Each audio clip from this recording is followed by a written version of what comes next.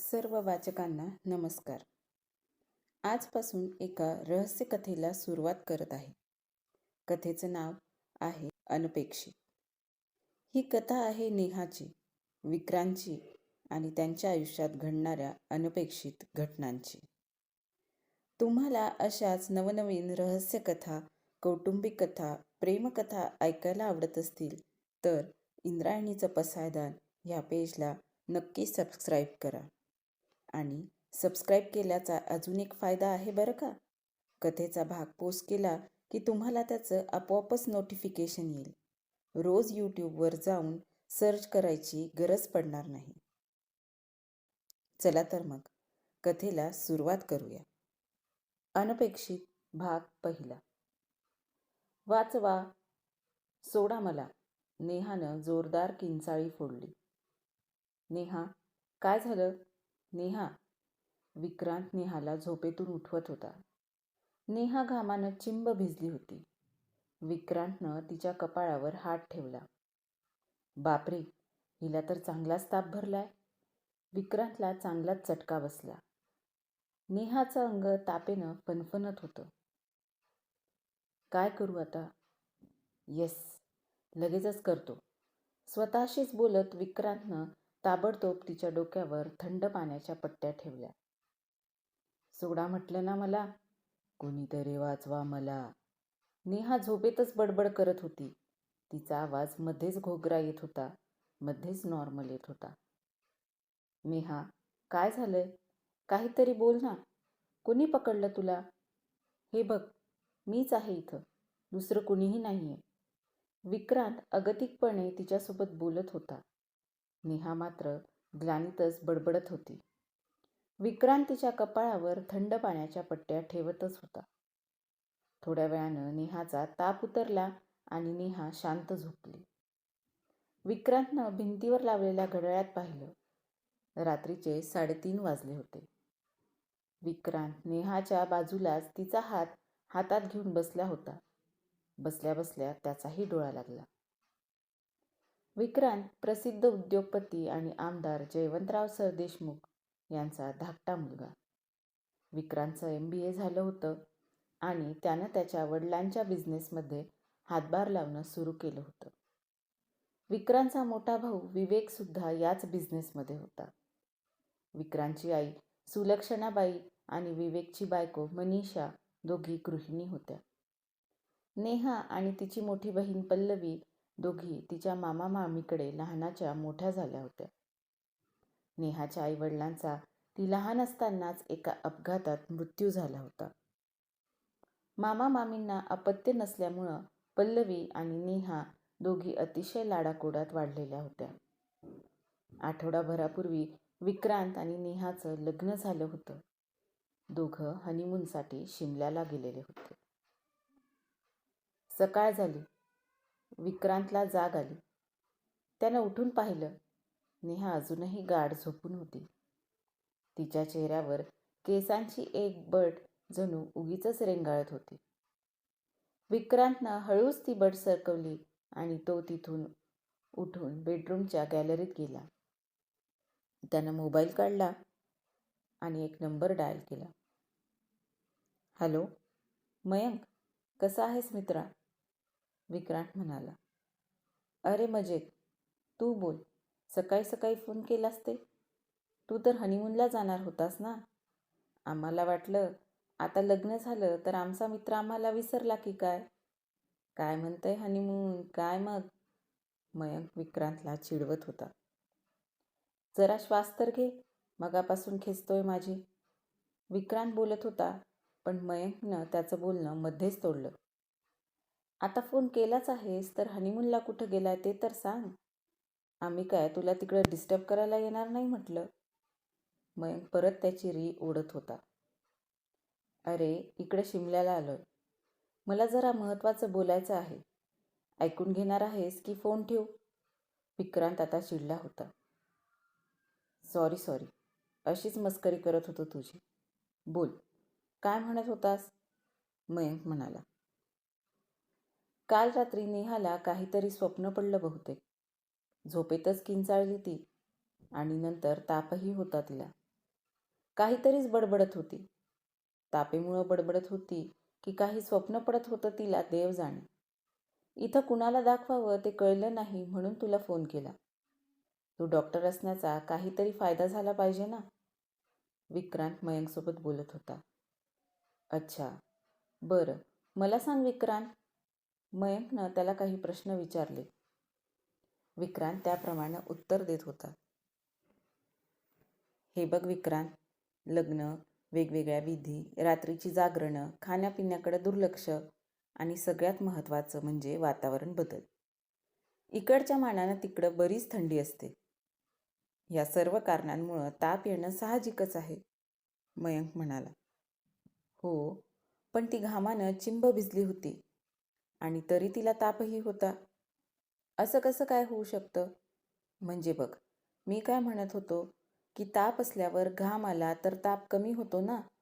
दोन्ही गोष्टी सोबत कसं काय होऊ शकतात? विक्रांत म्हणाला. अरे होत असतं असं. काही काही कंडिशन्स असतात तशा. त्यासाठी डॉक्टर व्हावं लागतं, मयंक म्हणाला.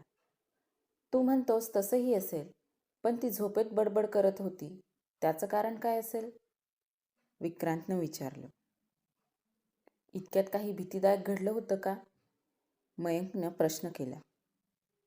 भीतीदायक वगैरे नाही, पण काल येताना आमची गाडी बंद पडली होती घाटामध्ये. कॉलेज ट्रिपसाठी निघालेल्या एका बसमध्ये लिफ्ट घेऊन आम्ही इथं पोहोचलो. बसमध्ये पोरासोरांच्या भूत, पिशाच अशा गोष्टी सुरू होत्या. बाकी विशेष असं काही नाही, विक्रांत म्हणाला.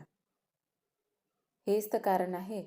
तू म्हणालास काल इकडे येताना, घाटातून येताना झालेल्या भीतीदायक गप्पा, यामुळं असं स्वप्न पडू शकतं. आपण वाचलेलं, ऐकलेलं कुठेतरी आपल्या डोक्यात असतं आणि मग सहसा असे स्वप्न पडतात.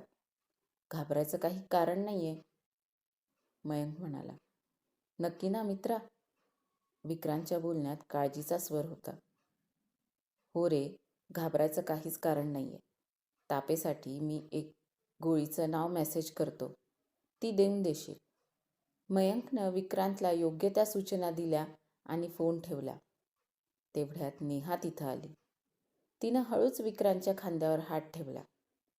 विक्रांत दचकला. काय झालं? कुणाचा फोन होता? नेहानं विचारलं. माझा मित्र आहे ना, डॉक्टर मयंक, त्याचा, विक्रांत म्हणाला. हनीमूनला आल्यावरही तुला मित्र आठवतात का? नेहा लटके रागवत बोलली. अगं, मयंक माझा बालमित्र आहे. आम्ही 10वीपर्यंत एकाच वर्गात होतो. 11वी-12वीला त्याचा PCB ग्रुप होता आणि माझा PCM. तरी आम्ही रोज भेटायचो. पुढं आमच्या वाटा वेगळ्या झाल्या. तो डॉक्टर झाला आणि मी MBA. पण आमची मैत्री अजून कायम आहे. आपल्याच गावात दवाखाना आहे त्याचा. चांगला हाडाचा डॉक्टर आहे बरं माझा मित्र. हाडाचा डॉक्टर म्हणजे ऑर्थोवाला गं. गावी परत गेलो ना की आपण जाऊ त्याच्याकडं. आपल्या लग्नात आला होता बघ तो. तुझ्या लक्षात नसेल कदाचित.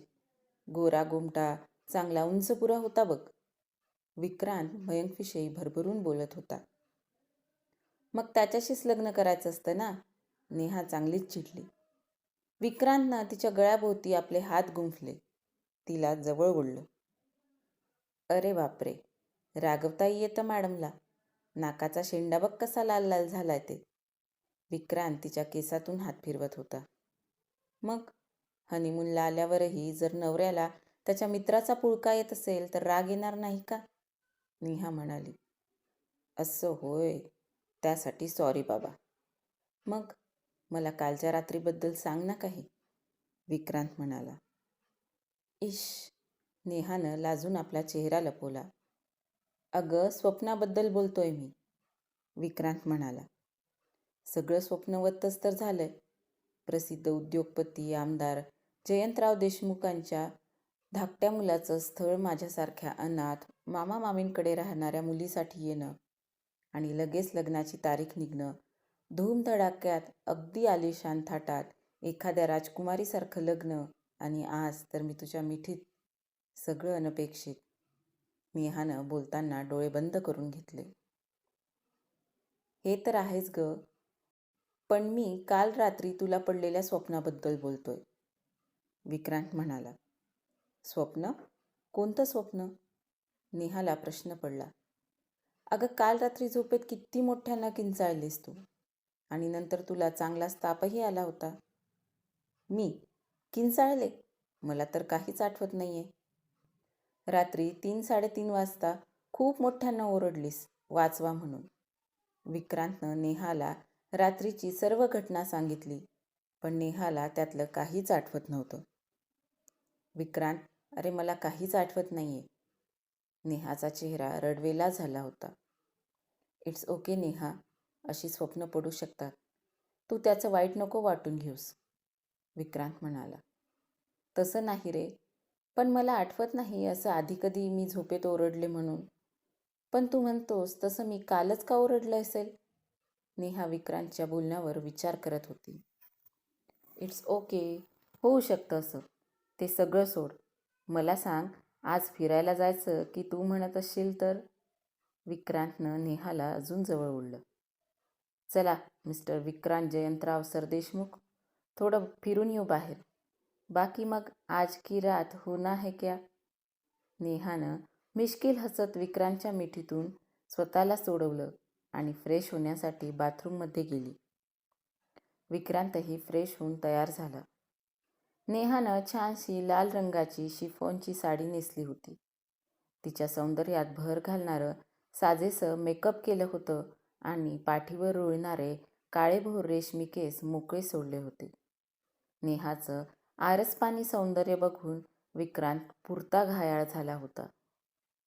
नेहा, मला वाटतं आजचा फिरायला जायचा बेत कॅन्सल करायला हवा.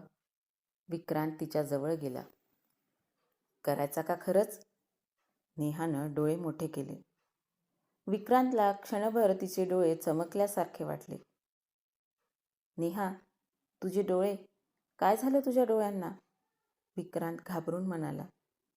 डोळ्यांना? अरे काहीच नाही, मी लेन्स लावले आहेत. तुला नसेल आवडत तर काढून टाकते, नेहा म्हणाली.